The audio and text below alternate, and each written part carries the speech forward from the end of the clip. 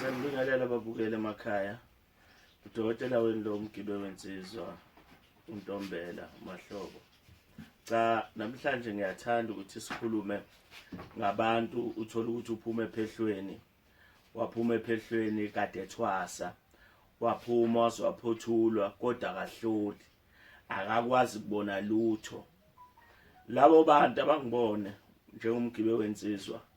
Ngiyakwazi ukuthi mina kubuyisela endaweni yakho ukwazi ukubona ukuhlola ukwazi ukuthi wembuleleke kube nezinto owenziwa zona khona kwaNtombela ezokwazi ukuthi zenze ukuthi umbuleleke idlozi lakho likwazi ukuxhumana nawe likhulume nawe nomuntu uyowavalwa usebenza ngabantu kodwa wavalwa akaboni lutho usabathe uyahlola wayehlola kodwa akaboni lutho akwenzeki lutho. Siyakwazi ukuthi sikulungisele lokho sikwazi ukubuyisela endimeni yakho nokuthi kubuyisele kumsebenzi wakho umsebenzi wedlozi ngabe usebenza ngabantu ubuyisele kumsebenzi wakho ukwazi ukuthi abantu bangene ukwazi ukusebenza.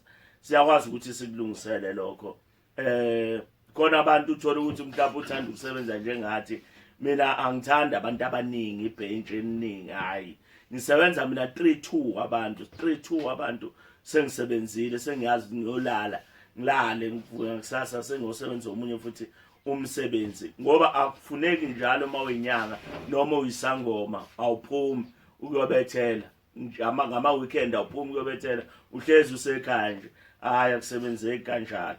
Ngithi ngibone sikwazi ukukuvulela izinto zakho sikuvulele ukwazi ukuthi uye phambili nomuntu othothi wasebenza walona idlozi lakhe ngokuthakatha yena wasebenzisa induku eyithethu uyavika noma eyithethu uyashaya kanti idlozi izodinwa yileyo nduku yabulala leyo nduku. Siyakwazi ukuthi leyo nduku leyo simgeze simhlabulule abuyele kahle emsebenzini wakhe akwazi ukuthi asebenze kusebenzeke. Ngithi ngiboneke nazi inamba ngifonele ukwazi ukukhuluma nami angifonelwa ebusuku ngifonele kahle nje ekseni noma isemini ukwazi ukukhuluma nami ngifika noma ngabe kuphi lapho ngidinga khona ukuthi ngifike sikwazi ukulungisela inkinga yakho noma uze ekhaya sikwazi ukuthi sikulungisele. Ngiyabonga kakhulu udokotela wenu umgibe wensizwa ngiyabonga.